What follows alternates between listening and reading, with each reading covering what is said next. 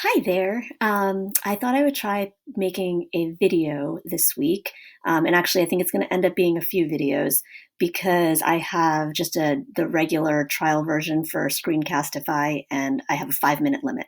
So, in the first video, I want to go over voltage and resistance. So, I will try to fit it all in 5 minutes.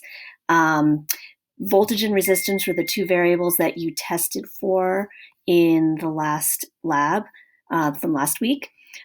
Just to remind you, voltage depends on the chemical properties of the battery. It is energy per charge, and voltage can be measured across a battery, and it can also be measured across a bulb or even wire. So in this circuit that I made, this battery has a voltage of 5.4 volts.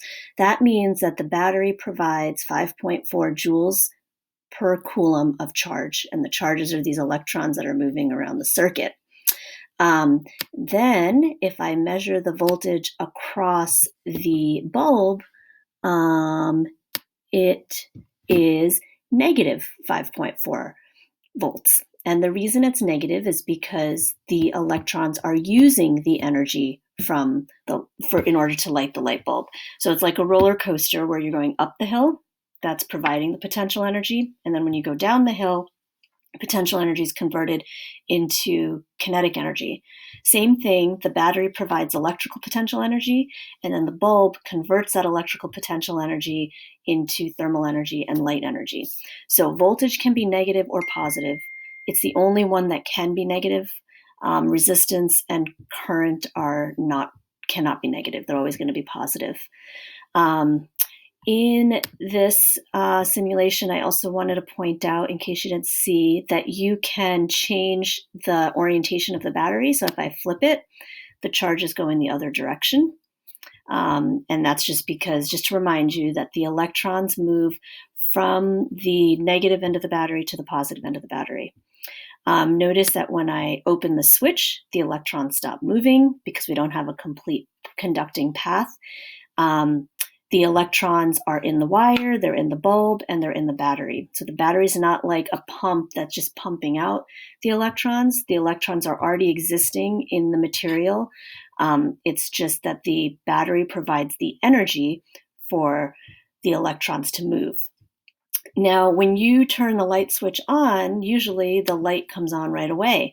It's not because the electrons are moving super fast, it's because the energy moves quickly through the circuit. Like think about dominoes that are knocked over. So the dominoes don't move from one end to the other, but it's the energy that moves from one end to the other. So the second part in the lab was the resistance. And resistance, when you increase the resistance, that would decrease the current. Resistance does not depend on current, however. Resistance depends on the properties of the wire. So on this simulation, we have this equation, which you're not responsible for. I just want to show you because it's a good visual. Resistance depends on three things. It depends on resistivity, the length of the wire, and the thickness or cross-sectional area of the wire. So different materials have different resistivities. Copper, silver, gold, those are good conductors of electricity. They have low resistivity, which is why we use them in circuits. The length of the wire, so obviously if you have less wire for these electrons to travel through, less resistance. And then the thickness. So if you made the wire really thick, that would decrease the resistance because there's more room, more space for those electrons to travel from one end to the other. Versus if it was really narrow, then those electrons are going to be hitting each other, and so the resistance would be larger. Everything has resistance. So if we go back to the circuit, everything in the circuit has resistance. The wires, the bulb, and even the battery has resistance, which is why batteries get hot after a lot of use, because they have resistance. That resistance in a battery is called internal resistance.